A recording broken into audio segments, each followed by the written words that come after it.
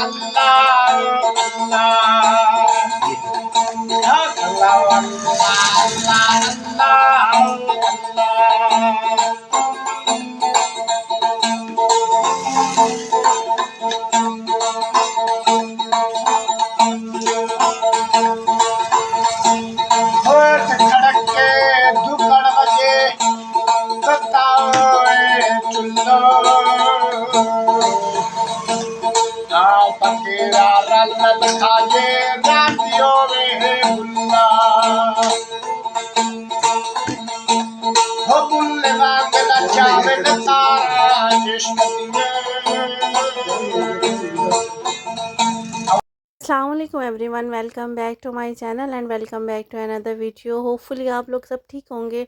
अल्हम्दुलिल्लाह हम भी बिल्कुल ठीक हैं।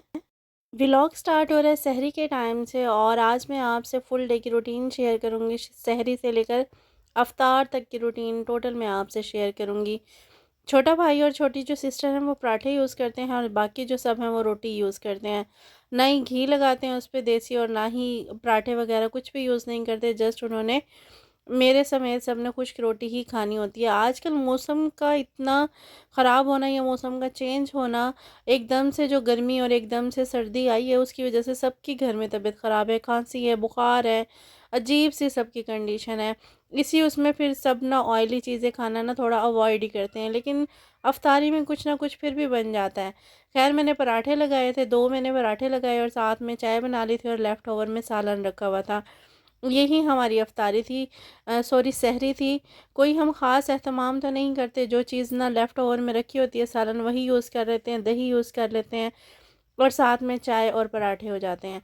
और उसके बाद ये भाभी का नाश्ता था। भाभी का नाश्ता आपको पता है सी सेक्शन वाले तो सिर्फ ब्रेड अंडा और चाय ही लेते हैं। और ये तकरीबन सहरी के बाद नमाज़ अदा करने के बाद कुछ रेस्ट करने के बाद तकरीबन ये ना 8 बजे का करीब है जब मैंने भाभी का नाश्ता बनाया।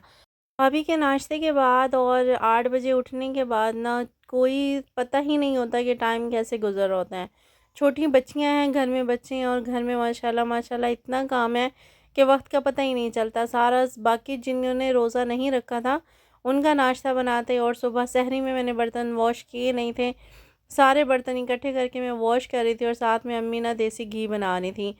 अम्मी दूध जो हमारे घर आता है उसी को बॉयल कर लेती हैं। बॉयल करने के बाद उसकी बलाई इकट्ठी कर लेती है। 1 मंथ की भी होती है, 15 दिन की भी होती है। ज़्यादा तो 1 मंथ की होती है या फिर 15 दिन की होती है, इससे कम नहीं होती। इतनी बलाई को इकट्ठी करके फिर देसी घी बना लेती हैं। और जो देसी घी होममेड होता है उसकी तो बात ही अलग होती है। आप लोगों को पता है कि बाहर से हम लोग जितना भी लें लेकिन ना इंसान सेटिस्फाइड नहीं होता। खैर माशाल्लाह फैमिली ज़्यादा थी, फैमिली मेम्बर्स ज़्यादा हैं और फैमिली मेम्बर्स के हिसाब से बर्तन भी फुल है। और ये तकरीबन मुझे 1.5 से 2 घंटे बर्तन वॉश करने में लगे। इतना ही टाइम अम्मी को घी बनाने में लगा। पहले ना सारी बुलाई को ना इकट्ठा करके उसके अंदर दही डाल के उसको रख दिया था।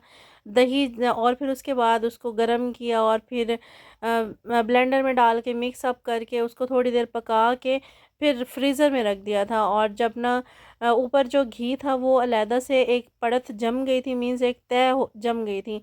और जो दूसरी नीचे जो लस्सी वगैरह थी वो सारी एक साइड पे हो गई थी। ये तरीका बेस्ट है, बहुत टाइम पकाने से बेहतर है। और उसके बाद ये जी तकरीबन ना 11 बजे से लेकर 1 बजे तक का टाइम है। दूध आ चुका था, दूध के साथ साथ ना भाभी का खाना बनना था। भाभी का खाना अलहदा से ही बनता है, कीमा बनता है, ये यखनी बनती है। और अम्मी ने साथ में ना घी पकाने के लिए रखा हुआ था। पहले थोड़ा सा पकाया था, उस पकाने में ना लस्सी को अलहदा किया और घी को अलहदा किया। पहले ना मुसलसल अम्मी ना इसको मुसलसल पका रही होती, जब तक लस्सी जलती नहीं थी ना उस टाइम तक पकाती थी। उससे ये होता था कि जो घी होता था ना वो वाइट हो जाता था और उसका जो येलोपन है और जो उसकी खुशबू है ना वो ख़त्म हो जाती थी। लेकिन जब से ये तरीका किया है तो और घी के अंदर खुशबू भी बहुत अच्छी आती है और साथ में ये येलो जो होता है ना वो भी ख़त्म नहीं होता। खैर साथ में मैंने भाभी का खाना बनाना था। भाभी का खाना जो काली मिर्चों में और साथ में लहसुन और थोड़ी-सी सब्ज़ मिर्च, बहुत फीका सा बनता है। इसी में एक रोटी की चूरी बना दी जाती है या फिर ना इसी तरीके से चम्मच से दिया जाता है। कीमा बन जाता है और यखनी बन जाती है। अभी 15 दिन हो गए हैं माशाल्लाह, भाभी को तबीयत तो बेहतर है और स्टिचेज़ भी बहुत हद तक ठीक हो गए हैं। कंप्यूटराइज़ थे बहुत, यानी कि इतने ज़्यादा मसला नहीं था।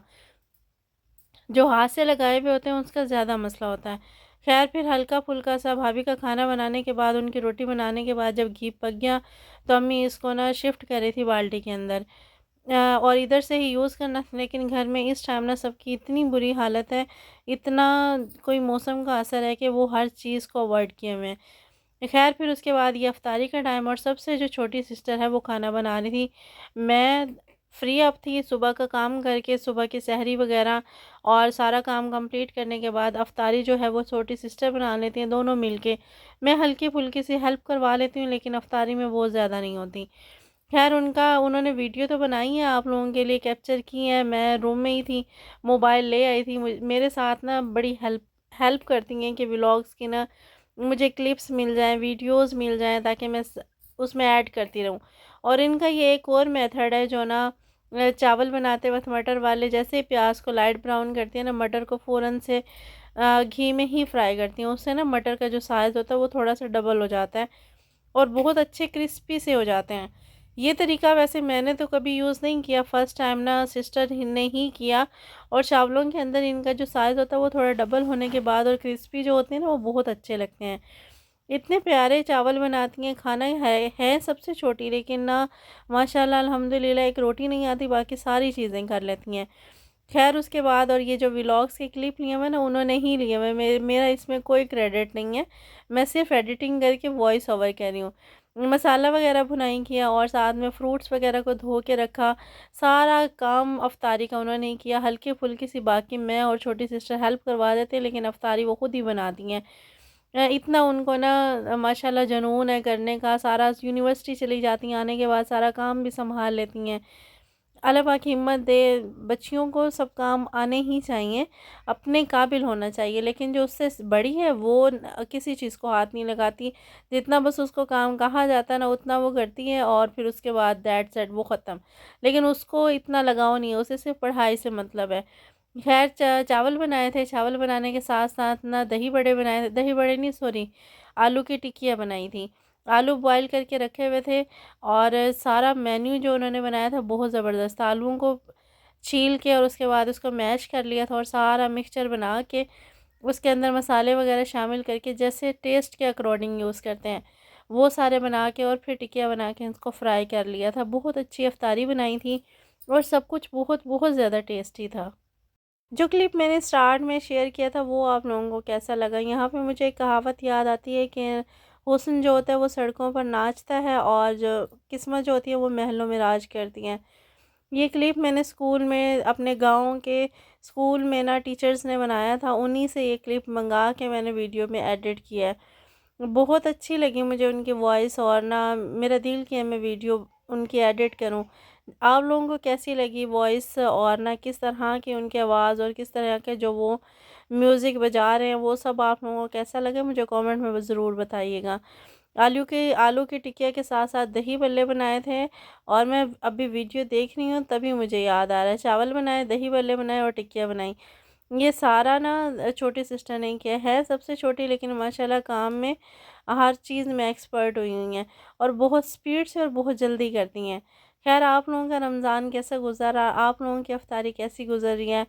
रोज़े आप लोगों के कैसे गुज़र रहे हैं? आप लोगों की तरफ मौसम कैसा है? ज़रूर मुझसे शेयर कीजिएगा। और जो मिक्सचर था, चटनी वग़ैरह, इसमें पुदीना, हरा धनिया और सब्ज़ मिर्च और ना लहसुन, ये 3-4 चीज़ें ब्लेंड करके रखी हुई हैं।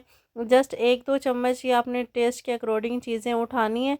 2-3 चम्मच चटनी के लेने हैं, दही में मिक्स करने और दही बल्लों में डाल के ऊपर से चाट मसाला या फिर चूरन जो मिलता है ना, वो डाल के ना डेकोरेट करके आप लोग यूज़ करें, बहुत अच्छे बनेंगे। और आपको ना फाइनल लुक ना चावलों की दिखा देती हूँ।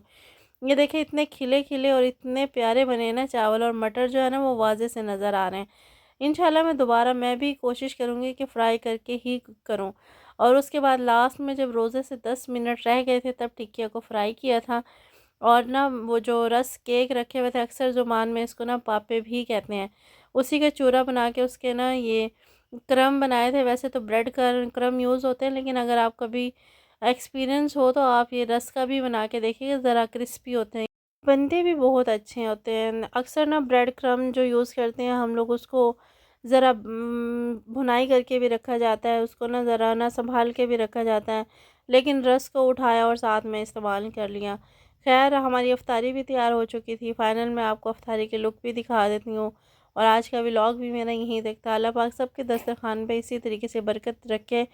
अल्लाह पाक सबको बेपनाह रिज़्क़ दे, रमज़ान के सदक़े सबकी मुश्किलात को दूर करे। और आज का व्लॉग भी मेरा यहीं तक था। आज का व्लॉग आप लोगों को कैसा लगा, आज की वीडियो आप लोगों को कैसी लगी, मेरे व्लॉग्स में न्यू चेंजिंग आपको कैसी लगी, मुझे ज़रूर बताइएगा। अपना बहुत ज़्यादा ख्याल रखिएगा, दुआओं में मुझे याद रखिएगा। मेरी तरफ़ से अल्लाह हाफ़िज़।